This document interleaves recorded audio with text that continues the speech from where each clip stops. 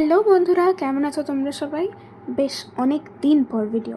তো আজকে আমরা চলে গেছিলাম চন্দননগর জগদ্ধাত্রী পুজো দেখতে প্রথমবারের জন্য। আর তোমরা দেখো, ঠিক যখন বেরোলাম কীরকম ঝমঝমিয়ে বৃষ্টিটা নামলো। এরপর বৃষ্টি কাটিয়ে ফাইনালি আমরা ট্রেনে করে পৌঁছালাম চন্দননগর। সত্যি বলছি, দেখার মতো তো অনেক অপূর্ব ঠাকুর দেখেছি, কিন্তু সবচাইতে যেন ভালো লেগেছিলেন এনাকে, চন্দননগরের রানীমা। সত্যি এক অপূর্ব সাজে সজ্জিত দেবী মূর্তি যেন ভক্তের দিকে আকুল নয়নে তাকিয়ে আছে। রানীমা দর্শনের পরে আমরা চলে গেছিলাম মিত্র ক্যাফেতে খাওয়া দাওয়া করতে। আমরা খেয়ে দিয়ে উঠে বেরোতে বেরোতে দেখি সন্ধে হয়ে গেছে, আর চন্দননগর নিজেকে নতুন বউয়ের মতো করে সাজিয়েছে। আর আমরা এই যে র্যান্ডমলি রাস্তায় ভিডিও করছিলাম, খুব টায়ার্ড ছিলাম আমরা, আমাদের মুখ দেখেই বোঝা যাচ্ছে। তাহলে দেখা হচ্ছে পরের ভিডিওতে। টাটা। আর লাস্টলি এই যে রানীমার একটা ক্লিপ তোমাদের সবার জন্য।